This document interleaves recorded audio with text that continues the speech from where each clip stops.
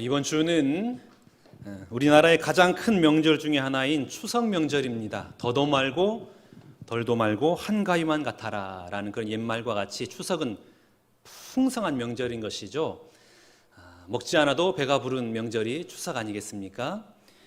전통에 의하면 설은 산 사람을 중심으로 진행되는 명절이고, 추석은 죽은 조상을 중심으로 진행되는 명절이다라고 합니다. 설에는 살아계신 부모님, 어른들 찾아뵙고 인사를 드리고, 추석은 죽은 조상의 산소에 풀을 깎고 그리고 주변을 정리하면서 성묘를 하는 것이죠.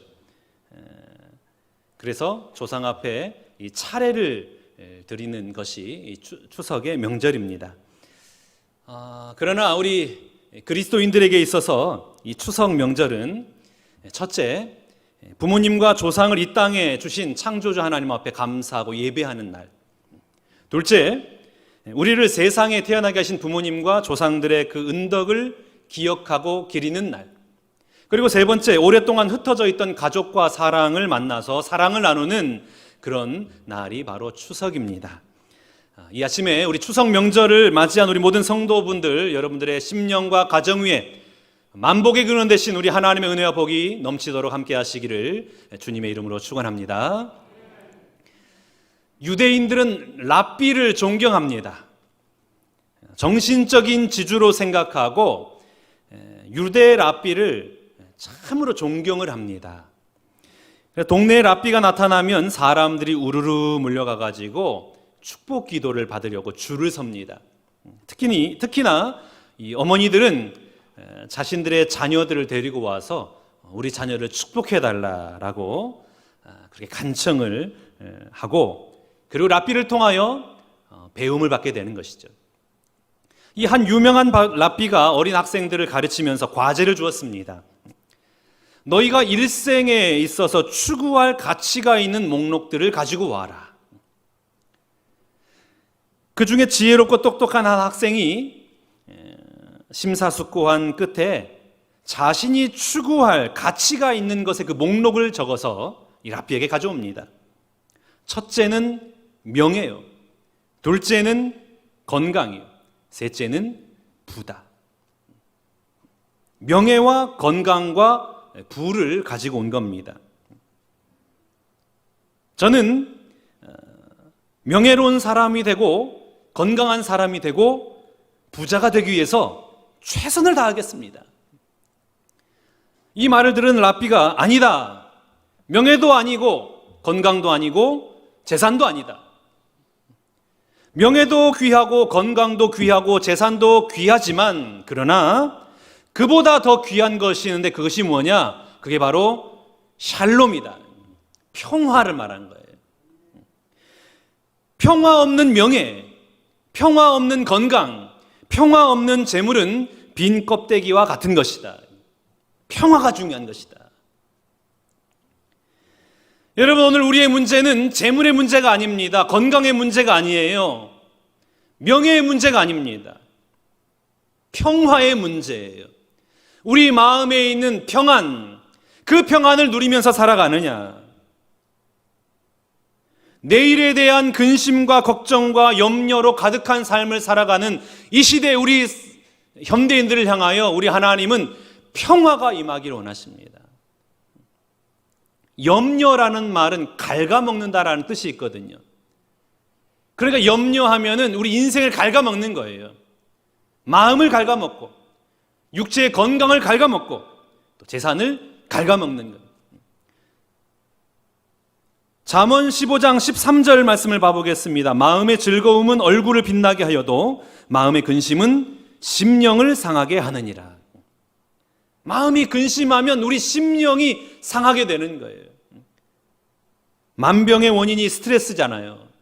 우리가 스트레스를 받으면 어떻게 됩니까? 입맛이 떨어져요. 잠이 오지 않아요. 그 심리적으로 불안하고 예민해져가지고 우울증을 경험하게 되는 것입니다. 잠언 17장 22절 말씀 봐보겠습니다. 마음의 즐거움은 양약이라도 심령의 근심은 뼈를 마르게 하느니라. 염려하고 근심하는 것은 우리 정신적으로만 해를 끼칠 뿐만 아니라 우리 육체적으로도 뼛속의 진액을 다 뽑아내는 것이 바로 염려다라는 거예요. 추석을 맞이하는 여러분들 가운데 혹시 여러분의 심령과 가정 가운데 평화가 있습니까? 아니면 염려와 근심이 있습니까? 이 추석 명절에 우리 하나님의 샬롬, 그 평화가 여러분의 심령과 가정과 가문 위에 충만히 임하시기를 주님의 이름으로 축원합니다. 오늘날 우리의 삶이라는 것이 마음 상할 일이 너무나 많잖아요. 염려하고 통곡해야 할 일 투성입니다. 코로나가 계속 진행되다 보니까 소상공인과 자영업자들이 죽어가고 있고 각 가정의 가계부채가 늘어나고 있고 우리 자녀들의 미래를 생각할 때마다 한숨만 나오지 않습니까? 혹 사업이 힘들어지면 어떻게 할까? 혹 내가 중한 질병에 걸리면 어떻게 할까? 혹 인간관계가 틀어져 버리면 어떻게 할까? 인간관계가 잘못돼서 야기되어지는 수많은 문제들이 우리를 근심케 하고 우리의 삶을 짓누르게 하고 있는 것이 우리의 현실 아니겠습니까? 눈만 뜨면 근심이에요. 걱정이 있고 염려가, 고통이 동반되는 삶이 바로 오늘 우리의 삶이 아니겠습니까? 근심과 염려와 걱정과 고통을 떼어놓고 살아갈 수 없는 우리 인생 가운데 어떻게 평화를 말할 수 있을까요? 어떻게 하면 평화를 누리면서 살아갈 수 있을까요? 오늘 우리가 읽은 본문 시편 102편 말씀, 그 주제가 있어요. 시편 102편 시작할 때 옆에 성경에 주제를 이렇게 정해 놓았습니다. 고난당한 자가 마음이 상하여 그의 근심을 여호와 앞에 토로하는 기도다. 고난당하는 자가 너무나 근심이 심해서 하나님 앞에 그 근심을 토로하는 내용이 바로 시편 102편 말씀입니다. 여러분, 이 시편 102편 말씀을 쭉 읽다 보면은 이 시편 기자의 심정이 얼마나 고통스러운지 구구절절 기록해 놓고 있어요. 먼저 3절 말씀을 한번 봐보겠습니다. 내 날이 연기같이 소멸하며 내 뼈가 숯같이 탔음이니이다. 아마 이 시편 기자는 심각한 질병을 겪은 것 같아요. 이 질병 때문에 마치 다 타버린 숯처럼 시커멓게 돼버린 거예요. 피와 골수와 뼈까지 다 말라버린 겁니다. 중한 고통을 지금 호소하고 있습니다. 4절과 5절 말씀 봐볼까요? 내가 음식 먹기도 잊었으므로 내 마음이 풀같이 시들고 말라버렸사오며 나의 탄식 소리로 말미암아 나의 살이 뼈에 붙었나이다. 여러분, 얼마나 그 근심이 심했는지 입맛이 다 떨어져 버린 거예요. 먹을 수가 없는 거예요. 아무것도 먹지 못해서 살이 뼈에 붙어있는 피골이 상접한 상태에 지금 놓여져 있는 것입니다. 7절 말씀 봐볼까요? 내가 밤을 새우니 지붕 위에 외로운 참새 같으니이다. 참새, 한 마리 참새가 되어서 고독을 호소하는 것처럼, 그리고 근심으로 밤을 새우는 거예요. 염려하고 근심하니까 잠이 오지 않는 거예요. 8절 말씀 봐보겠습니다. 내 원수들이 종일 나를 비방하며 내게 대항하여 미칠 듯이 날뛰는 자들이 나를 가리켜 맹세하나이다. 얼마나 근심하고 걱정했으면 내 주변에 있는 사람들이 다 원수처럼 보이는 거예요. 마누라도 왼수처럼 보이고, 남편도 왼수처럼 보이고, 부모도 왼수처럼 보이고, 자녀들도 왼수처럼 보이는 거예요. 이 주변에 있는 사람들이 다 왼수가 되는 거예요. 이 왼수들이 나를 넘어뜨리려고, 나를 잡아먹으려고 혈안이 되어 있는 것처럼 느껴지는 거예요. 너무나 고통스러운 것이죠. 자, 9절 말씀 봐보세요. 나는 죄를 양식같이 먹으며 나는 눈물 섞인 물을 마셨나이다. 눈물이 양식이 된 거예요. 얼마나 고통스러운 나날을 보내고 있습니까? 여러분, 우리가 잠깐 이렇게 본문 말씀을 읽었음에도 불구하고 숨이 턱 막히지 않습니까? 식음을 전폐하여 피골이 상접해 있고 뼈가 마르는 고통으로 인해서 눈물을 주식으로 삼고 주변에 있는 모든 사람들이 나에게 등을 돌리고 원수가 되어버린 이 상태, 얼마나 심각해요. 여러분 같으면 어떻게 하겠습니까? 여러분이 지금 이런 상황에 놓여져 있더라면 어떻게 해야 되겠습니까? 절망하고 한탄하고 포기하고 주저앉아버리고 원망하면서 살아가겠습니까? 자, 오늘 이렇게 진액을 빼고 뼈가 마르게 하는 이 고통 가운데, 이 고통의 삶의 현장에서 시편 기자가 고백한 고백이 있어요. 그 고백이 무엇이냐? 오늘 보면 2절 말씀입니다. 2절 말씀 한번 봐보겠습니다. 나의 괴로운 날에 주의 얼굴을 내게서 숨기지 마소서. 주의 귀를 내게 기울이사 내가 부르짖는 날에 속히 내게 응답하소서. 아멘. 괴로운 날은 무슨 날이라 그랬습니까? 부르짖는 날이에요. 여러분, 괴로운 날은 한탄하고 원망하고 염려하고 근심하고 주저앉아 버리는 것이 아니라, 포기하는 것이 아니라 하나님 앞에 나아가서 부르짖는 날이라는 거예요. 오늘 하나님께서 우리에게 말씀하십니다. 마음이 괴로우면 부르짖어라. 억울하면 부르짖어라. 힘들고 낙심되면 부르짖어라. 우리에게 말씀하고 있는 것입니다. 왜요? 왜 부르짖으라 말씀하십니까? 오직 하나님만이 나의 고통을 아시고 나의 괴로움을 아시고 나의 아픔을 아시고 나의 상한 마음을 아셔서 나를 치료하시고 고쳐주시고 어루만져 주시는 분이시기 때문에 그렇습니다. 그래서 우리가 하나님 앞에 우리의 괴로움을 부르짖고 나아가면 우리 하나님이 우리의 모든 괴로움을 들어주시는 것입니다. 여리고성에서 아무 소망 없이 구걸하고 있던 맹인 거지 바디메오가 있었잖아요. 구걸하면서 삶을 연명하는 아무런 소망이 없는 인생이었습니다. 그런데 이 바디메오 가운데 예수님이 여리고성에 오셨다라는 소문을 듣고 이 바디메오가 어떻게 했습니까? 다윗의 자손 예수여, 나를 불쌍히 여기소서. 주변에 있는 사람들이 조용해라, 시끄럽다, 조용해라. 거지가 떠들 장소가 아니다. 네가 함부로 부를 이름이 아니다. 그렇게 만류한다 할지라도 더 크게 소리내어서 다윗의 자손 예수여, 나를 불쌍히 여기소서. 부르짖음으로 말미암아 우리 주님을 만났고 그가 눈을 뜨게 됐잖아요.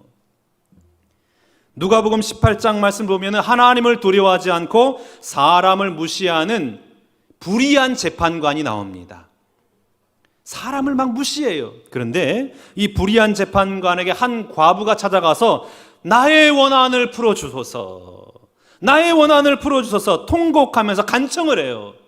그러니까 이 불의한 재판관이 생각하기를 내가 이 과부의 부르짖음을 들어주지 않으면 계속해서 찾아와서 자신을 괴롭힐 것 같아서 그 과부의 부르짖음을 들어주었다라고 기록하고 있잖아요. 자, 우리 주님이 이 불의한 재판관을 통하여서 우리에게 주시고자 하는 메시지가 뭐냐 이거예요. 누가복음 18장 7절 말씀입니다. 하나님께서 그 밤낮 부르짖는 택하신 자들의 원한을 풀어주지 아니하시겠느냐? 그들에게 오래 참으시겠느냐? 무엇입니까? 낙심하지 말고 부르짖어라. 포기하지 말고 부르짖어라. 부르짖지도 않으면서 왜 포기하느냐? 기도하지도 않으면서 무엇을 얻기를 바라느냐? 부르짖어라. 예레미야 33장 3절 말씀입니다. 너는 내게 부르짖어라. 내가 내게 응답하겠고 내가 알지 못하는 크고 은밀한 일을 내게 보이리라. 너는 내게 부르짖어라. 여러분, 성경은 우리에게 부르짖으라라고 말을 합니다. 부르짖는 것은 우리의 일이에요. 그리고 응답한 것은 하나님의 일입니다. 내가 자꾸만 이 일이 해결될까, 이 일이 어떻게 될까 고민할 필요가 없는 거예요. 그것은 하나님의 일입니다. 내 일은 부르짖는 거예요. 하나님 앞에 부르짖는 거예요. 사랑하는 여러분, 고통 가운데 있습니까? 환난 중에 있습니까? 혹 도무지 내 힘으로 감당할 수 없는 일들로 말미암아 모든 것을 포기하고 내려놓고 혹시 주저앉아 버렸습니까? 괴로운 날은 무슨 날이라고요? 부르짖는 날이에요. 괴로운 날은 절망하고 한탄하고 포기하고 원망하고 모든 것을 내려놓고 미워하는 날이 아니라 괴로운 날은 부르짖는 날입니다. 괴로운 날 하나님의 은혜를 바라보며 하나님 앞에 기도하고 부르짖는 여러분 되시기 바랍니다. 그러면 그 부르짖음에 응답하시는 놀라운 하나님의 은혜가 여러분의 삶의 현장마다 충만히 임하여 주실 줄로 믿습니다. 괴로운 날은 부르짖는 날이에요. 여러분, 부르짖는 것이 얼마나 중요한지 모릅니다. 그런데 우리가 부르짖을 때에, 기도할 때에 항상 빠지기 쉬운 함정이 있어요. 우리가 부르짖을 때에 빠지기 쉬운 함정이 뭐냐? 그것은 내가 부르짖고 기도할 때 그 응답이 내가 원하는 때에, 내가 정한 시간에 이루어지길 바란다라는 거예요. 여러분 어떤가요? 여러분 기도해보면 어떻습니까? 기도하면 바로 응답이 되던가요? 코로나가 우리 가운데 창궐했습니다. 주여 코로나를 하루속히 종식시켜 주옵소서 그러면 하루속히 종식이 되던가요? 그 즉시 사라져 버렸습니까? 내가 중한 질병에 걸렸어요. 병원에서 하나님 탄식하며 기도합니다. 하나님, 이 질병 가운데 나를 고쳐주옵소서, 자유케 하여 주옵소서. 그러면 그 즉시 그 질병이 물러나서 건강한 사람 됩니까?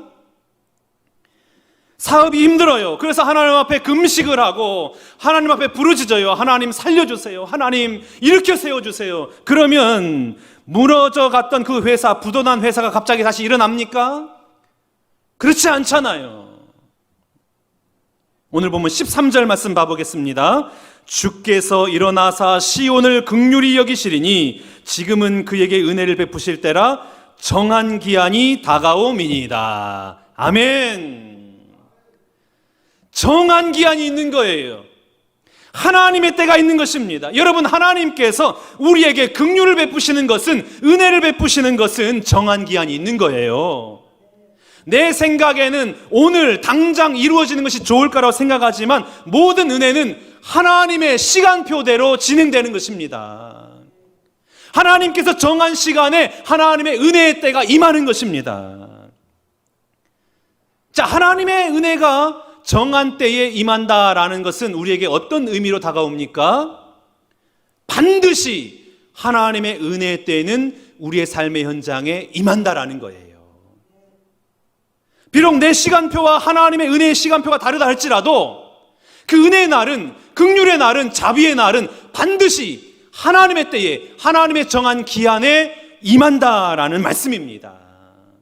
자, 그러니까 은혜의 때는 하나님의 정한 기한에 임하는 것이구나, 이런 믿음이 있으면 어떤 상황이 펼쳐집니까? 인내하며 기다릴 수가 있게 되는 거예요. 내가 오늘 부르짖고 조급해하지 않게 돼요. 부르짖는 것은 내 일이지만 응답하시는 것은 하나님의 일이니 그때를 인내하며 기다리게 되는 것입니다. 마음에 여유가 생겨요. 조급해지지 않아요. 염려가 되지 않아요. 오히려 하나님이 역사하실 일을 기대하게 되는 것입니다. 그러면 어김없이 하나님의 정한 때에 하나님의 은혜의 날이 임하는 것입니다. 전도서 3장 1절 말씀 봐볼까요? 범사의 기한이 있고 천하만사가 다 때가 있나니. 때가 있어요. 하나님의 때가 있다라는 것이에요. 자, 이 전도서 3장 1절 말씀을 굿뉴스 바이블 이 버전이 이렇게 번역을 하고 있습니다. Everything that happens in this world happens at the time God chooses. 무슨 말입니까? 세상에서 일어나는 모든 일은 하나님이 선택하신 그 시간에 이루어진다라는 거예요. 모든 일은 하나님이 선택한 그 시간에 이루어지는 것입니다. 내가 원하는 시간, 내가 필요한 그 시간에 임하는 것이 아니라 하나님의 선택한 그 시간에, 그 정한 기한에 이루어진다라는 말입니다. 여러분, 그러니까 내가 태어날 때, 죽을 때뿐만 아니라 내가 고통당하고, 내가 성공하고, 내가 회복이 되어지고, 내가 건강하고, 내가 아플 때 그 모든 기한도 하나님의 시간표 안에 정해져 있다라는 것입니다. 하나님의 섭리가 있다라는 거예요. 성공한 것만, 좋은 것만 하나님의 시간표 안에 있는 것이 아니라 모든 것이에요. 우리는 다 잘 되길 원하고 성공하기 원합니다. 기쁘면서 웃으면서 살기 원합니다. 그러나 성경은 기쁨뿐만 아니라 슬픔마저도, 아픔뿐만 아니라 고통과 즐거움도 함께 하나님의 시간표 안에 있다라고 말씀을 하고 있습니다. 우리가 다윗이라는 사람을 잘 알지 않아요. 다윗 얼마나 멋진 사람입니까? 그런데 이 다윗의 인생의 말년이 좀 고통스러웠어요. 다윗에게 있어서 가장 큰 고통의 사건이 무엇이었을까요? 무엇이 다윗으로 하여금 정말 너무나 힘들다, 너무 힘들다, 이렇게 고통스럽게 했을까요? 어떤 고통보다도 다윗을 가장 힘들고 아프게 했던 것은 아들과의 관계였을 것입니다. 다윗의 아들 가운데 아주 몹쓸 아들이 하나가 있었잖아요. 그 이름이 뭡니까? 압살롬이지. 벌써 이름이 롬이잖아요. 압살롬. 나쁘게 들리잖아요. 이놈의 아들이 그냥 다윗에게 반역을 시도합니다. 아들이 그래요, 여러분. 저를 봐도 그렇고 우리 성도님들 가정의 아들들을 보더라도 참 아들들이 이기적이에요. 아들들이 정이 없습니다. 야망과 욕망 덩어리예요. 지밖에 몰라, 아들이. 그래서 저도 아들을 안 낳고 딸만 둘만 낳잖아요. 이 아들 압살롬이 아버지에게 반역을 합니다. 여러분, 아들에 의해서 반역을 당한 다윗의 아버지 그 마음이 어땠을까요? 내가 인생 헛살았구나. 이 왕위가 무엇이며 내가 살고 있는 이 의리의리한 화려한 궁전이 내게 무슨 의미가 있는가? 내가 무슨 부귀영화를 누리자고 이렇게 살아왔는가? 한탄하고 탄식하고 후회하면서 살아가지 않았을까요? 아들만 반역한 게 아니에요. 함께 더불어 반역했던 신하 중에 시므이라는 사람이 있었습니다. 다윗이 도망가는 길에 이 시므이가 다윗을 저주합니다. 다윗을 향하여 욕설을 합니다. 그러자 이 욕설과 저주의 소리를 듣고 있던 다윗의 부관인 아비새가 이렇게 말을 합니다. 다윗 왕이시여, 저 죽은 개 같은 저 인간, 이 사람 같지 않는 저놈이 지금 왕을 욕하고 모욕하고 저주하고 있는데 제가 지금 가서 단칼에 저놈의 목을 뱉겠습니다. 그러자 다윗이 정말 위대한 말을 합니다. 사무엘하 16장 10절 말씀. 왕이 이르되 수르야의 아들들아, 내가 너희와 무슨 상관이 있느냐? 그가 저주한 것은 여호와께서 그에게 다윗을 저주하라 하심이니 네가 어찌 그리하였느냐 할 자가 누구겠느냐. 아멘. 참 대단합니다, 여러분. 여호와께서 그에게 다윗을 저주하라 하셨으니, 하나님이 시므이의 입을 열어서 나를 저주한 것이니 그렇게 하지 말아라. 그렇게 말할 사람이 누가 있겠느냐. 이마저도 하나님이 허락하신 사건인데 하나님께서 저 사람의 입을 통하여 저주하는 것인데 내가 무슨 권위로, 내가 무슨 권세로 그것을 거부하고 말리겠느냐. 나는 그것마저도 달게 받겠다. 대단하지 않습니까, 여러분? 저 사람이 이렇게 하는 것은 그것을 통해서 과거의 내 잘못을 교정하고 내가 성숙한 인간으로 하나님 앞에 설 수 있도록 하나님이 허락하신 것인데 내가 그것을 왜 거부하겠느냐. 나 그것을 믿음으로 달게 받겠다. 이게 바로 다윗의 고백입니다. 여러분, 다윗은 복과 은혜뿐만 아니라 슬픔과 고통과 아픔마저도 하나님의 주권적인 간섭을 믿었어요. 하나님의 섭리 안에서 진행된다라는 것을 믿음으로 받아들인 것입니다. 좋은 것은 취하고 나쁜 것은 뱉어버리는 것이 아니라 내 인생에서 일어난 모든 것들, 크고 작은 모든 것들, 기쁨과 슬픔과 즐거움과 아픔과 고통마저도 하나님의 섭리 가운데, 하나님의 시간표 가운데 진행되는 것임을 믿음으로 고백하고 하나님 바라본 거예요. 그러니까 여러분, 다윗이 위대한 것입니다. 이런 믿음이 있으니까 하나님으로부터 내 마음에 합한 자다라고 인정을 받잖아요. 이런 믿음으로 살아가니까 이스라엘 그 나라를, 한 왕국을 통치하고 가장 부강한 나라로 만들고 온 백성들이 추앙하는 가장 위대한 인물이 되었지 않습니까? 모든 것을 인정하는 거예요. 좋은 것만 하나님의 은혜다라고 말하는 것이 아니라 내가 받아들이기 힘든 사건마저도, 고통스럽고 어려운 일마저도 하나님의 섭리 가운데, 하나님의 정한 시간표 가운데 진행된 것이니 나는 믿음으로 받겠습니다. 그러면 은혜의 날이 임하는 거예요. 욥기 23장 8절에서 10절 말씀 봐보겠습니다. 그런데 내가 앞으로 가도 그가 아니 계시고 뒤로 가도 보이지 아니하며 그가 왼쪽으로 일하시나 내가 만날 수 없고 그가 오른쪽으로 돌이키시나 배울 수가 없구나. 그러나 내가 가는 길을 그가 아시나니 그가 나를 단련하신 후에는 내가 순금같이 되어 나오리라. 아멘. 욥이 무엇을 고백하고 있습니까? 내가 앞으로 가서도 하나님을 찾을 수가 없다. 하나님이 안 계시구나. 뒤로 가서도 하나님을 만나려고 찾아보았더니 하나님이 보이지 않는구나. 우리 하나님은 오른쪽에서 왼쪽에서 일한다고 그러시는데 내가 도무지 만날 수 없구나. 무슨 의미입니까? 너무 힘든 거예요. 하나님 왜 저게 고난을 허락하십니까?